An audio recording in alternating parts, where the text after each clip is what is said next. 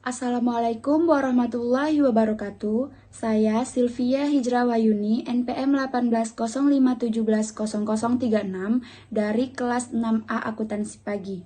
Di sini saya akan mempresentasikan hasil dari jurnal report yang sebelumnya sudah saya selesaikan yang berjudul tentang aset tak berwujud. Yang pertama, pengertian aset tak berwujud. Aset tak berwujud merupakan aset non-moneter yang dapat diidentifikasikan tanpa wujud fisik, sebagaimana diatur dalam PSAK 19. Aset tidak berwujud adalah jenis aset yang tidak memiliki substansi fisik, tetapi mengalirkan manfaat ekonomi masa depan kepada perusahaan dan dapat diidentifikasikan. Selanjutnya, karakteristik aset tidak berwujud ada 3. Yang pertama, kurang memiliki eksistensi fisik. Aktiva atau aset tidak berwujud memperoleh nilai dari hak dan keistimewaan yang diberikan kepada perusahaan yang menggunakannya. Yang kedua, bukan merupakan instrumen keuangan. Nilai dari aset atau aktiva tidak berwujud berasal dari klaim atas kas yang diberikan di masa yang akan datang atau diterima di masa yang akan datang. Yang ketiga, sifatnya jangka panjang dan menjadi subjek amortisasi, dikarenakan aktiva atau aset tidak berwujud menyediakan jasa selama kurun waktu bertahun-tahun. Selanjutnya ada macam-macam aset tidak berwujud.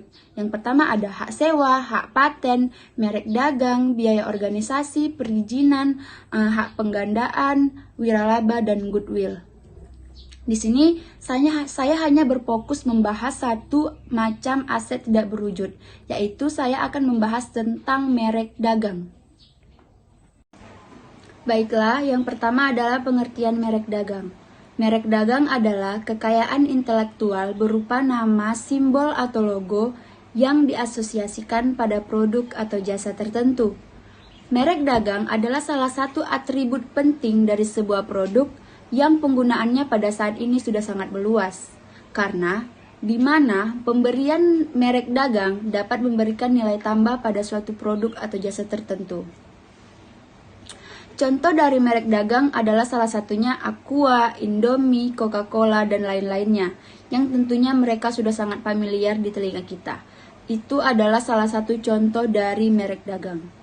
Selanjutnya, merek memiliki beberapa fungsi. Yang pertama, sebagai daya pembeda suatu produk, atau jasa dari produsen yang satu dengan produsen lainnya. Yang kedua, sebagai tanda untuk mengidentifikasi barang ataupun jasa.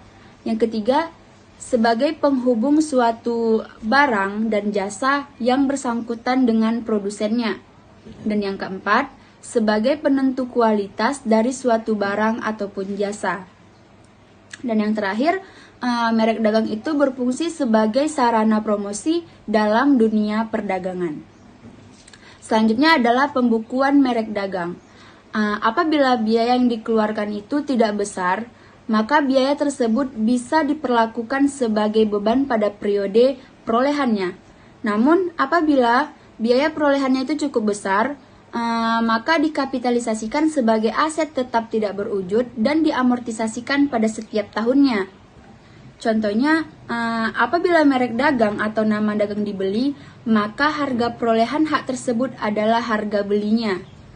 Apabila dikembangkan sendiri oleh perusahaan, maka perolehannya meliputi biaya hukum, biaya pendaftaran, biaya perancangan, dan pengeluaran lainnya yang langsung berhubungan dengan perolehan hak tersebut. Nah, merek atau cap dagang adalah hak untuk menggunakan hak dagang. Contohnya seperti merek Aqua. Nah, jika apabila merek Aqua tersebut itu dia beli atau dia membuatnya sendiri, jadi kalau dia membuat sendiri berarti biaya yang dia keluarkan sampai merek Aqua itu benar-benar ditempel atau dipasarkan itulah merek. Nah, jurnalnya aktiva tidak berwujud dalam bentuk merek bertambah sebelah debit dan kas berkurang sebelah kredit. Karena kita mengeluarkan uang untuk mendapatkan atau memperoleh merek tersebut. Setelah kita membahas tentang pengertian merek, fungsi merek, dan pembukuan merek, maka selanjutnya kita akan membahas tentang pengaruh merek dagang terhadap industri rumah tangga di masa pandemi COVID saat ini. Merek menjadi kata kunci dalam pencarian konsumen secara online.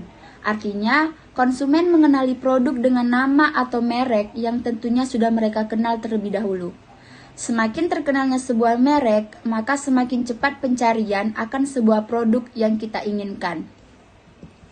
Semenjak COVID, penjualan dilakukan secara online, yang dilakukan hanya di rumah saja tanpa keluar rumah.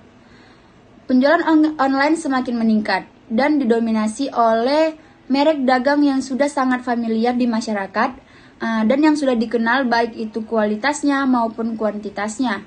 Contoh, merek dagang yang berhasil melaju di masa pandemi COVID adalah jasa kesehatan dengan merek Halodox, di mana mereka menyediakan jasa kesehatan di mana apabila kita ingin cek suhu badan ataupun ingin rapid test. Artinya, merek dagang di masa pandemi COVID ini sangat menentukan bagaimana konsumen menjadikan sebagai kata kunci yang cepat. Karena pada masa pandemi COVID ini orang-orang hanya ingin berbelanja ataupun ingin menggunakan jasa secara online tanpa keluar rumah.